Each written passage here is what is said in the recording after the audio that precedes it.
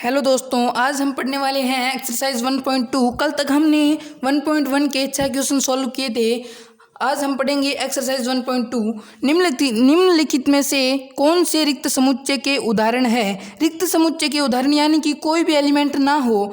हमने बेसिक में पढ़ा था कि रिक्त समुच्चय को इस प्रकार से प्रदर्शित करते हैं। 2 से भाज्य विषम प्राकृत संख्याओं का समुच्चय, यानी कि 2 से भाज्य, 2 से जिसमें भाग जाता हो और विषम प्राकृत हो।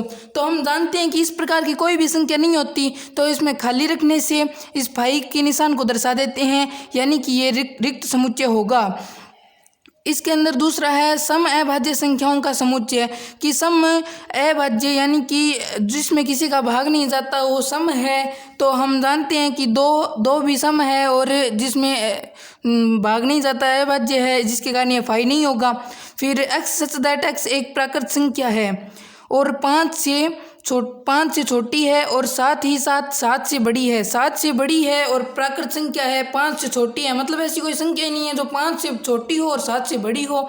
इस प्रकार से तो होता नहीं, तो इसे फाई या इस प्रकार से दर्शा सकते हैं। ये रिक्त समुच्चय होगा। वाई सच दैट वाई किन्हीं भी 2 समांतर रेखाओं का उभयनिष्ठ बिंदु है।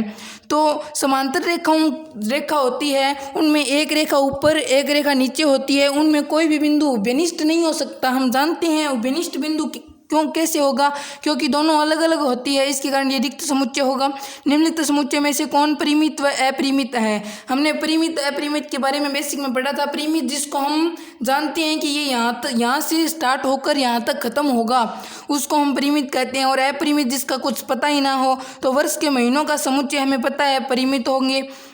1 से लेकर स्टार्ट होकर अनंत तक हमें निश्चित पता नहीं, तो अपरिमित होगा।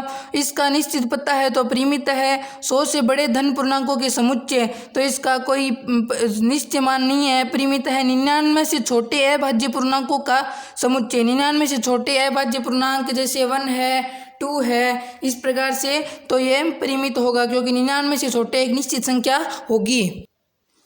फिर क्वेश्चन नंबर 3 दे रखा है, निम्नलिखित समुच्चयों में से प्रत्येक के लिए बतलाइए कि कौन परिमित है व कौन अपरिमित है। तो एक्स के समांतर रेखाओं के समुच्चय, तो एक्स के समांतर रेखाओं के समुच्चय है, उनका हम कुछ मतलब निश्चित मान का पता नहीं लगा पाते, इसके कारण ये अपरिमित होगा। अंग्रेजी वर्णमाला के अक्षर है वो 26 अक्षर होते हैं, हमें पता है, परिमित होगा।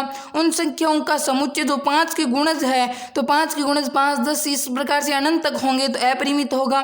पृथ्वी पर रहने वाले जानवरों की समुच्चय वो परिमित होगा, क्योंकि उनका निश्चित मान हमें पता है कि वो निश्चित होंगे, इतने जानवर हो सकते हैं, इतनी जातियाँ हो सकती हैं, तो उनमें रहने वाले जानवर परिमित होंगे। फिर इसमें अगला है मूल बिंदु 0 से होकर जाने वाले वृत्तों का समुच्चय। 0,0 से हम कितने भी गुजार सकते हैं, निश्चित नहीं है, अपरिमित होगा। निम्नलिखित में से बताइए ए बराबर बी है तथा नहीं है, इसके बारे में कुछ बताइए। तो ए बी सी डी इसमें है और ए बी सी डी इसमें है, इसमें उल्टे दिए हुए हैं, बात बराबर है तो मतलब हाँ बराबर है।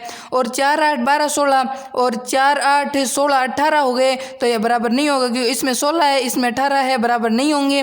फिर हैं 2, 4, 6, 8, 10 एक्स सच दैट एक्स सम पूर्णांक है और 10 से बराबर या 10 से छोटा है, तो बराबर होंगे 2, 4, 6, 8। ये तो हो गया हमारे समुच्चय निर्माण रूप में, ये राष्ट्र रूप में, तो बराबर होंगे।